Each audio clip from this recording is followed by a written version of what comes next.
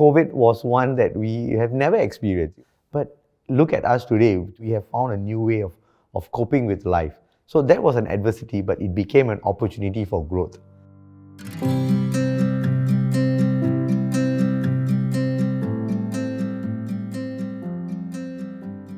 A resilient mindset would probably define to an individual who's able to bounce back from any adversities or any struggles. So that is what we will define as somebody who is resilient.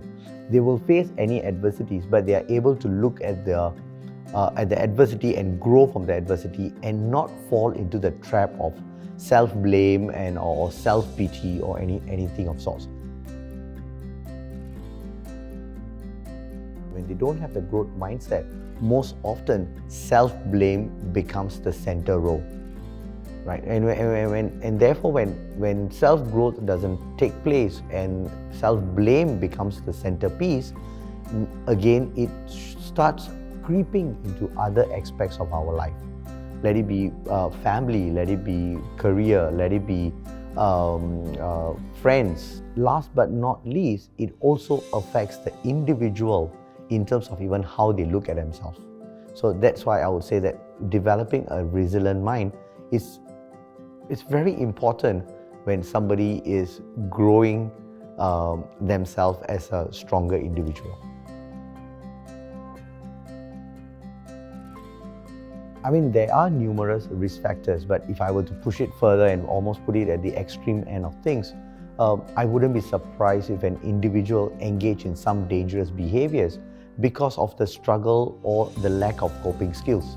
And some of these dangerous behaviors could lead to behaviors such as addiction or even harm to themselves, or and things of sorts. So therefore, this could be some of the key risk factors.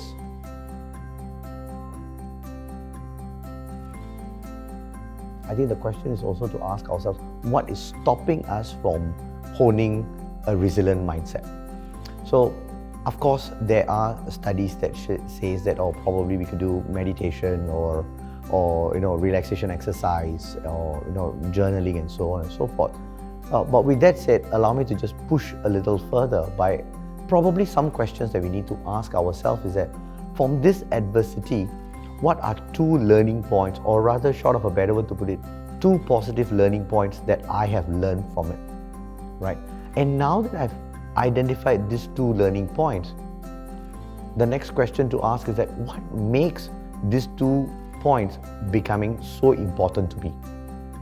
And from these two points, what can I take away and I can transfer to my current lifestyle, my current situation? And the last question, now how do I grow from this? I think if we can have this couple of these guiding questions, it will probably help us to not to have a full-fledged resilient mindset, but probably could be the simple stepping stones to start developing the resilience mindset. Not paying attention to my emotions is, I would probably call it as avoidance, right? I know we always have this saying that says that ignorance is bliss, but when we ignore our emotions, most often it manifests and it comes in another manner. I always like to describe it that emotions are like water. Like when you shut it in one end, it somehow finds another way to come out. And you see, when we are not able to control that flow of emotions, then I ask myself, what could be the possible consequence of that? Because there's a huge possibility that we probably erupt like a volcano.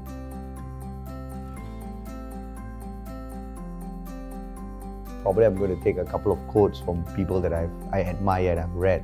One of it would probably be Mahatma Gandhi, who once mentioned that whatever you want in the future, it very much depends on what you do today, right? So in order for someone to build or develop a resilient mindset, I think first and foremost, we need to take that decision to say that, hey, yes, I am invested in this and therefore I am going to position myself to start developing that resilient mindset. I think so first and foremost, is to make that clear and concrete decision will be very important.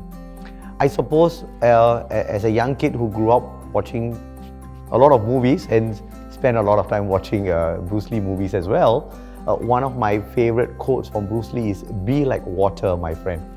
Although I have no clue what Bruce Lee was trying to say, what was he meant by water, but I kind of make it into an acronym.